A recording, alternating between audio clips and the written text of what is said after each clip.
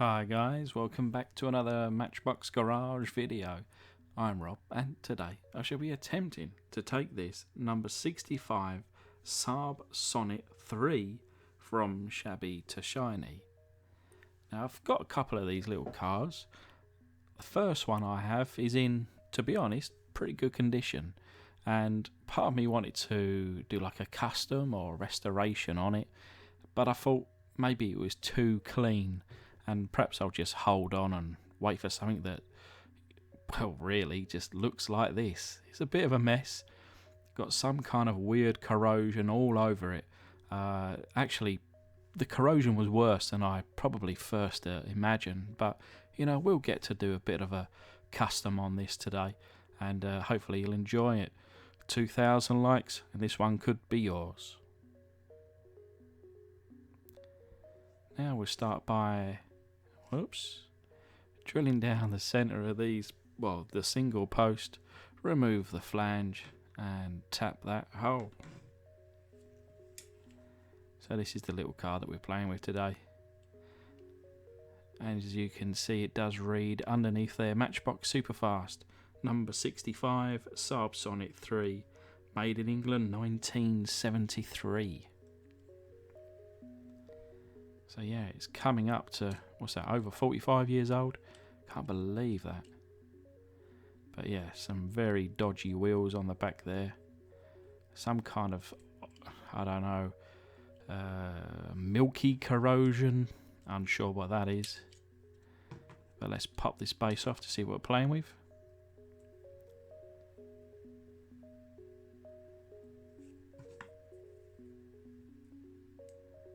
And get these wheels out. These certainly won't be staying today. Putting up a bit of a fight, this one. But there she goes. Now normally I keep kind of some of these old wheels for spares or repairs, but these ones are a little bit too far gone in my opinion. So yeah, they'll be going straight in the bin, those ones. And these are the wheels that I'll be going with today. They're kind of deep dish, and they do have Dunlop written on one side of the tyre. I didn't feel that it was suitable really for this casting, so I've turned it inside out.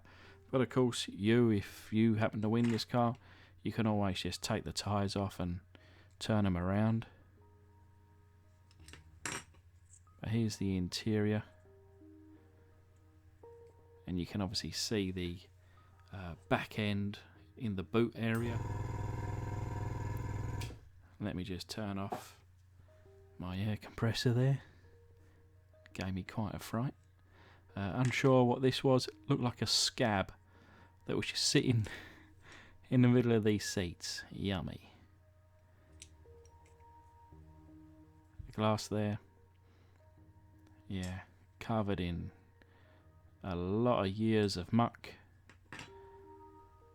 And I've done some research, and on the real thing, that rear is like a glass cover, but looks like this has been, I don't know, perhaps in the dirt or a sand pit, and there's not actually much paint remaining on this. So we'll get it into our foot-long hot dog jar, pour into some boiling water.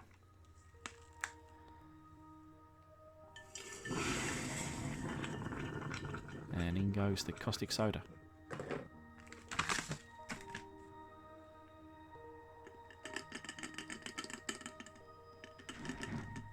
Give it a little swish. To be honest, there wasn't much paint remaining on this casting. This was more so to kind of get off all that grime and crust and 45 years worth of I don't know what. And whilst that's doing its thing, we get the plastics now into some warm soapy water. And this is quite cool, I thought. Open that up. Give it a little stir. So here's the interior, nice and clean. That'll be getting a paint. That rear section there, the kind of fake boot lid or rear hatch, that'll be getting a paint. And then the glass here, I was a little bit worried at this point, looked quite rough, but fingers crossed, with a bit of sandpaper, bit of Autosol, and it come up pretty good. You may or may not be able to see up close, but there used to be some window wipers, and I've had to sand it down so far to try and get out all the little divots and scratches and scuffs that, yeah, this one's now a fair weather car because it doesn't have any window wipers remaining. But as you can see there, you know it's going to dry up quite nice. And then using the matte black, this is the little thing that I bought from the pound shop or dollar store to you Americans. And then I'm going to cover the rear engine cover or rear hatch compartment.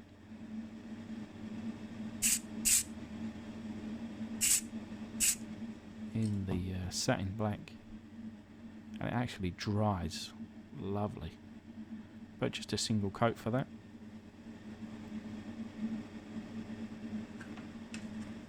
And then picking up the interior, and we'll go with the same.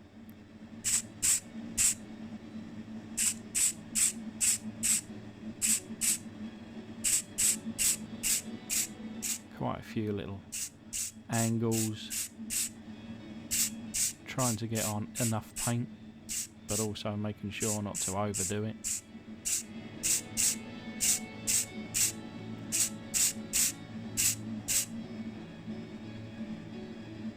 Hitting the underside as well as the top, because sometimes you can just see through the wheel wells and see that colour shining through, so making sure that there's not a single speck of yellow remaining.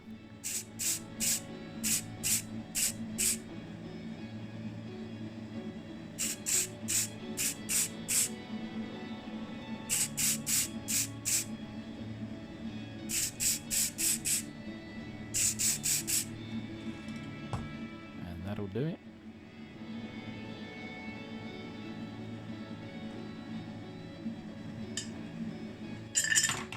So now that the caustic soda has been washed down the sink, here we have what remains of the casting.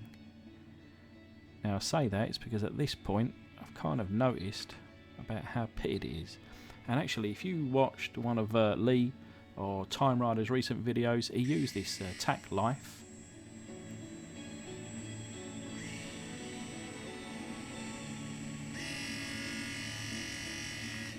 And he did recommend it, and I kind of got myself one and I used it, and as you can see there, plenty enough power to give this a polish up. But yeah, a lot of kind of pits in this, so I'm going to be using this quick drying paint, which is a matte finish. It's the aim or the idea was that this would be thicker than the Tamiya fine surface primer, so that this would perhaps kind of fill in any like divots or what have you. And then I would paint over the top of this, and it did help to a certain extent. You know, it's one of those cars where from kind of arm's length it looks perfect.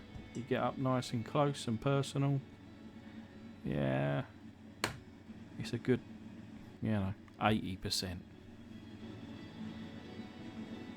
But I've wanted to do one of these cars. This is the one I have, so this is what we're going to have to go with. But I quite liked the unpainted version of it, so I went with the silver, and I just added a little bit of this kind of gold clear into the silver. I think it probably took the edge off the silver, but to be fair, I think it kind of got lost in the mix. And the aim really, because it's got gold wheels and it's got that orange window section, I thought maybe having a little bit of that kind of gold lacquer in the silver paint might tie it all together. But yeah, I think it kind of got lost really in the mix.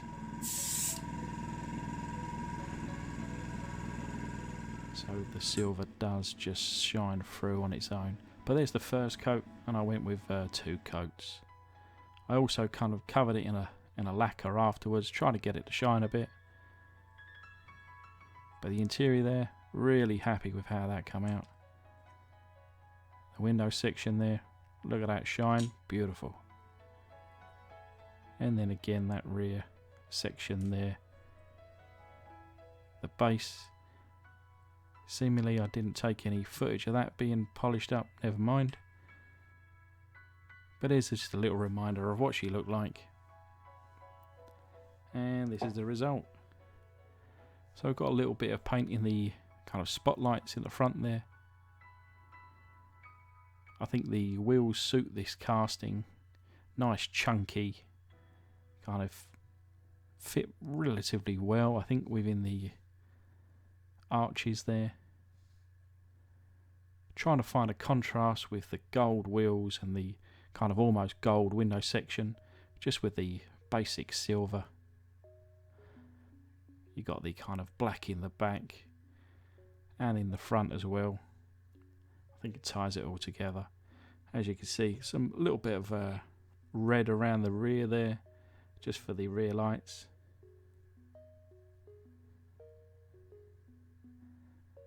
But otherwise, a pretty cool car. I quite like it. But remember, 2,000 likes could be yours.